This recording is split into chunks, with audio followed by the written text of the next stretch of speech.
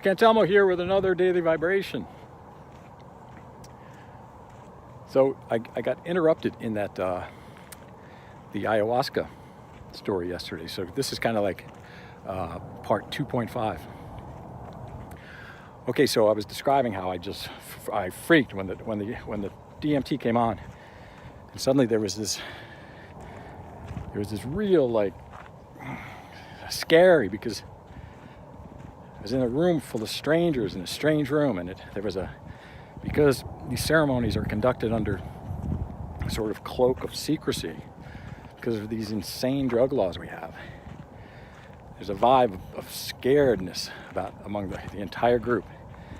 And I think it doesn't really dissipate until you're well into the ceremony, because then the guides, they can also relax, because the guides are putting out vibes when you get there, like, hey, can we trust you? Or you're not cops, are you? So there's this weird vibe. And so when the DMT takes hold, and I now think that I'm about to be slaughtered by some kind of a strange, sick Chris Cantelmo killing cult, I pick up my sleeping bag and my little mat that I had, and I started to dart for the door. And of course the ringleader, who I'm sure was leading this murder that was about to happen, he cuts me off as I'm trying to get out the hall, out through the kitchen, out to my vehicle. And he says, hey, where are you going? Hey, slow down. And because it was cold in there, it's an Airbnb that they're renting, and they don't want to spend any money, I guess. They didn't have the heat on. It was cold in that room. So he had this blanket sort of draped over his hand. I'm sure it was for perfectly, just for reasons of warmth. But me, with my handful of my belongings, as I'm trying to escape from this death cult, I'm pretty sure that under that blanket he's got on his hand, he's got some kind of a weapon. He's going to disable me in some way. So, so that when they finally cook me and eat me, my meat isn't too full of adrenaline. They want to preserve my flesh. And as I get to the front door, he's like, hey, Chris, you don't have your keys or your wallet or your phone or anything. You know that, right? And then it dawns on me, holy shit. I got a situation here. These guys, they took me for everything. How could I have been so stupid? Of course, I can't even call anyone. People are going to say, Chris, he showed real promise at times, and then he got into this DMT thing, and well, he was eaten by those cannibals. And meanwhile, the whole time I'm still in this, DMT trip world, in a panic, trying to figure out how the hell am I going to get out of here.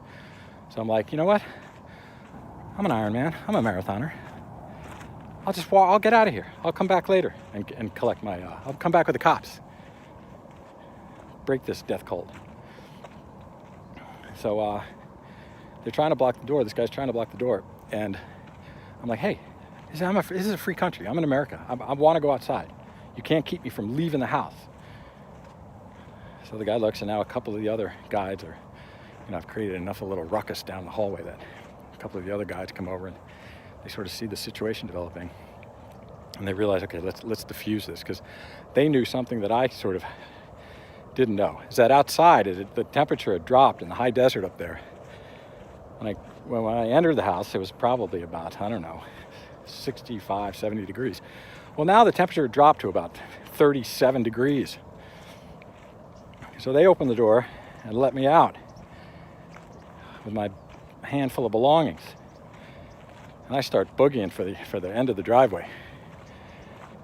And it took me about 10 steps out into the road when I realized, holy shit, I'm going to freeze my ass off here. I got no wallet, I got no phone, I got no money, and it's freezing. I'm in the middle of up in the middle of nowhere in Joshua Tree. Where the hell am I going to go? Like, these motherfuckers are smart. They know how to get people.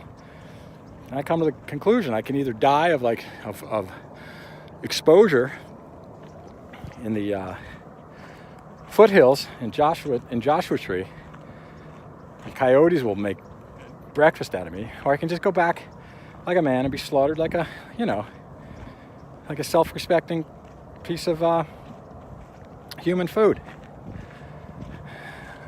So I'm like, you know what? If I'm gonna die, I might as well go inside and die where it's warm. So I sort of like collect myself, and I'm still terrified. But I walk back in and I try to make it look like I'm not terrified. Like, hey guys, I say to my meeting committee when I walk back in, I'm like, hey guys, sorry about that. What happened back there? Meanwhile, I'm sure they're gonna kill me.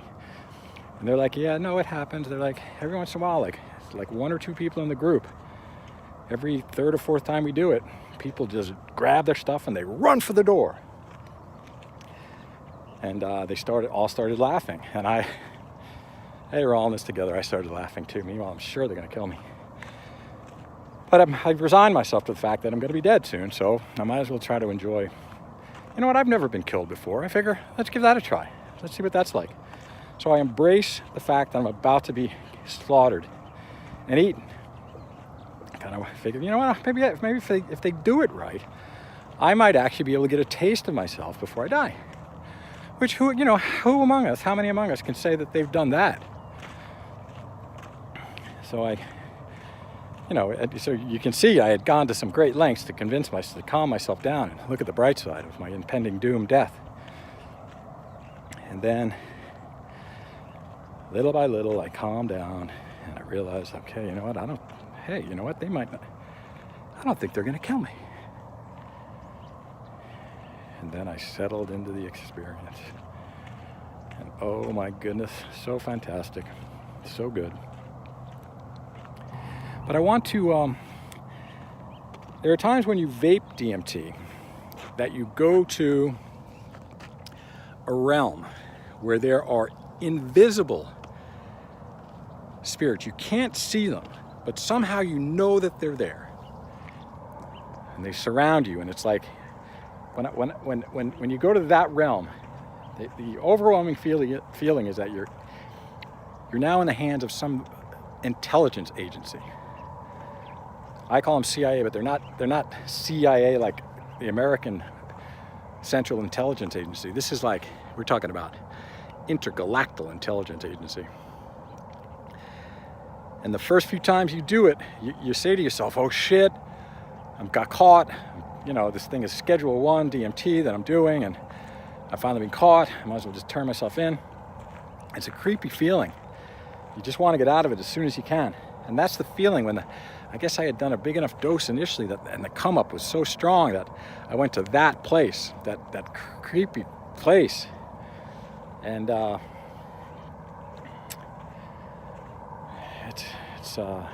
can be real, it's a hump. You definitely got to get over that hump to then enjoy the experience. So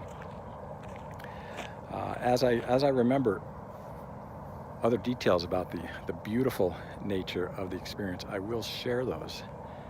But now you can go into part 2. This is part 1.5. I think I said 2.5 initially. This is part 1.5. Now if you go listen to part 2, it might make a little more sense. Let's see.